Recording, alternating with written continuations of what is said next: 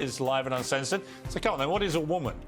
Well, I mean, a woman is whatever J.K. Rowling says a woman is. Right. And she's right. A woman is a biological human female. How on earth have we got to a place where stating that simple fact has now become a stick to beat people with? When, from what I can ascertain, 99% of the entire planet agrees with that fact. Yep. Again, it goes back to that idea that your subjective feeling about yourself must be reflected by the rest of the world, cheered and celebrated by the rest of the world, because that's actually what the ask is, right? The ask isn't even, I wish to be treated well in society, and you can think whatever you want of me, but you should treat me decently. That's not the actual ask. The actual ask is, I wish for you to participate in a delusion whereby I am a biological human female, or exactly the same in many important respects as a biological human female. Trans women are women, which, again, if you refuse to define what... You've warned about this, and I've warned about it, and we've taken it to... We said in the warnings, if you take this to a logical conclusion, it's going to get abused. And we had a stark example of this in Scotland several weeks ago with this rapist, Adam Graham, who, at his trial, having raped 2 women, with his penis, and let's be graphic about it. Her penis. Well, this is the point. Yes. He then turned up as Isla Bryson and said, I'm now a woman. So that's him before. And then he comes along as Isla Bryson there. And the game plan, according to his ex-wife, is, well, he just wants to get into a women's prison, which is obviously what his game plan was. And he got into one, put into a women's prison where there are women there who are vulnerable to attacks from people like him. That, to me, showed the insanity of this. We had a leader, Nicola Sturgeon, been leader of Scotland for 8 years, who supported this limitless gender identity nonsense and lost her job, actually, I think, as a direct consequence of this. Yep. I mean, let's see what she said, and I'll play it to you. The question is, are all trans women women? You haven't answered that question. Well, that's not the point that we're dealing with here. That's the question I'm asking. Trans women are women, but in the prison context, there is no automatic right for a trans woman. So there are contexts where a trans woman is not a woman? No, there is circumstances in which a trans woman will be housed in the male prison estate. I think that interview cost her job, because when I watched that, it went on for about 50 seconds. It was jaw-dropping, because actually her ideology about this was just cruelly exposed as being completely ridiculous. Well, it's an emperor's new clothes kind of thing. And again, when that happens to politicians who are supposed to supposedly traffic in fact, it makes it very difficult for them. And so when you take a completely logically unsustainable position, like trans women are women, but some of those women are going to be housed with the men, which is what she does in that clip, everybody can see how ridiculous it is. And it exposes the ideology for what it is, which is baseless and nonsense and extraordinarily negative. Because again, if you undermine societal perceptions of truth, we're supposed to be living in this terrible time of misinformation and disinformation. I can't think of anything worse in terms of misinformation than the idea that a biological man is in fact a female. And when you see what's happening in sport, it's even more absurd, where you see 6'3" swimmers, formerly male swimmers, dominating the women's sport. And you think, well, where does this leave women's sport? If you just allow this to continue, ultimately, women's sport will get destroyed. I mean, honestly, the most frightening part of this to me is not even sort of the direct consequences of this. And some of it is directed at kids, right? I mean, we are teaching kids in the United States who are 5, 6, 7 years old about gender fluidity, about how boys can become girls,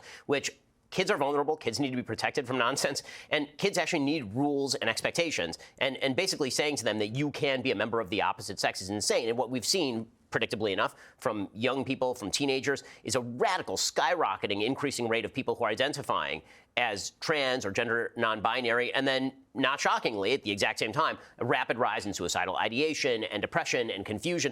None of that is a shock. This is all a social contagion. And there's never been anything remotely like this. Well, there was the scandal of the Tavistock Clinic in London, which, anyone who raised any concerns about this was immediately branded transphobic, which put people off raising concerns. But it turned out 97% of the young kids that were sent there for this gender reassignment turned out to have other issues, from autism to depression to 97%. And what they really needed was an adult to be adult about this and say, well, before we irrevocably change your body and cut you to pieces, we're actually going to have a proper conversation about these other issues you've got, right? Exactly. But yeah, again, I think this is part of a broader attack on the notion of truth, and an attack on institutions is really what it is in the end. Because the question is, why is it so important to teach kids who are 5, 6, 7 years old about being gender non-binary or trans? again, there is an actual condition called gender dysphoria or gender identity disorder, and some people suffer from it. It's a very small percentage of the population. It is not 30, 40%, 20%, 10%, 5% of the population, but it does exist, obviously, and those people are suffering, and we should try to find ways to help them, whether that is in the medical context with regard to therapy or whether we're talking about, just families treating them well. But that is not the same thing as indoctrinating entire generations of people and forcing all of society to go along with it. I mean, this is the real issue. Right. You're asking all of society to tell a lie in the name of sensitivity. Well, once you've done that with any issue, you can do that with pretty much every issue. Well, we saw it with the ridiculous farce of the Roald Dahl books, all having this sensitivity reading, removing hundreds and hundreds of words and phrases from this iconic author. He's sold 300 million books. Suddenly they're rewriting this stuff, and some of the rewrites were so completely ridiculous. One where tractors are referred to as black. They had to change that because somehow you can't have a black tractor. Well, what if the tractor's black? One of the real problems here is that the modern context cannot understand why kids would read Roald Dahl. That really is the major issue. Right. So I read Roald Dahl to my kids. I just got through, I think, pretty much his entire corpus with my 6-year-old. And they're extraordinary books. Kids love it. Of course. Because the books are mean. Because the books are mean, right? The books are about life is a rough place where people are mean to you and social expectations are set for you. And people will talk to you about Which is a great preparation for what the actual world is like. Correct. Right? Whereas now you move to a place where even egg and spoon races have been banned in England, for example, at schools, because they encourage too much aggression amongst the kids who want to win. It's like, well, where does that leave you then? So kids get taught everybody wins. You all get a participation prize. Once you have that mindset, where's the preparation for the real world? That's right. Well, it's a war against reality. And the reality is that, for example, in Charlie and the Chocolate Factory, being fat is not as good for you as not being fat, right? If you're Augustus Gloop, it turns out that you probably shouldn't overeat, but this is considered mean, so we're just going to cut the word fat. Right, but the reader, the sensitivity reader said that... They called it enormous, right? Yes, you couldn't be fat, but you could be enormous. What the hell are you talking about? You can't wipe that away, but again, I think that's setting up a predicate for a broader ideological shift, which is any problems you experience in your life are through no volition of your own or any action of your own. You're not responsible for your own actions. Society at large is responsible for your actions for setting up unrealistic standards of beauty, or society is responsible for setting up some sort of sensitivity to you as a human being. What about the damage it's done, for example, I think a lot of damage to being male, being a man, being masculine, that everything is now characterized as toxic masculinity? Absolutely. I mean, the effect on men, and by the way, by proxy on women, because it turns out that women actually kind of like masculine men. Of course. In fact, all of human procreation is rooted in this essential biological fact. The destruction of men in the West is the great story of the last 40 years, which is men basically somehow got the patriarchy was so clever that they somehow convinced women that sexual liberation was actually the most wonderful thing for women. But as it turns out, it actually backfired, and it ended up destroying men, because men do need marriage. Men need roles. Men need actual things to do in the course of their lifetime. And the thing that most men did for virtually all of human history was get married, have kids, protect and defend your wife and kids. That was the role. And you were trained to do this from the time that you were a small kid. It's what, I have 3 kids going on 4. I train my kids to do this now. I talk to them about how many kids do you want to have? What kind of job do you want to have? How do you want to bring up those kids? They're small. You train kids to be adults because you know what kids want? They want to be adults. And what they want is a path from how I get to point A, being a child, to being an adult. But we as a society have completely destroyed that path because we've said that adulting is now, number 1, a verb. And number 2, we've said that being an adult is somehow no longer required of you.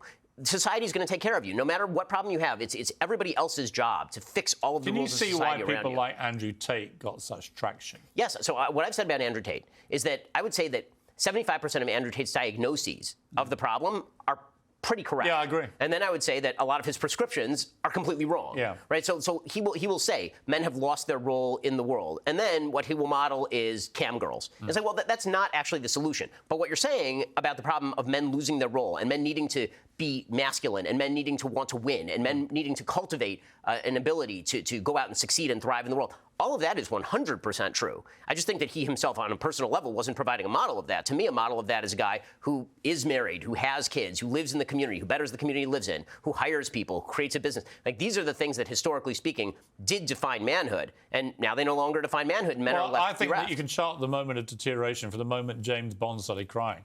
Right? It's like, you take even Bond and emasculate him. It's like he has to be in touch with his feelings. Why? Why can't he just shoot people and drink martinis and seduce women? And what's wrong with that? Right. Well, that is, again, a cultural move. And you're right, against masculinity in pretty much every sphere. And the conflation of masculinity, which is good, with toxic masculinity, that all masculinity is bad. And so we need to feminize society overall. We don't need to feminize society overall any more than we need to masculinize society overall. What we need is for men to be men and women to be women. And that doesn't mean that women are barefoot and pregnant in the kitchen. As I've said many times, my wife is a doctor, right?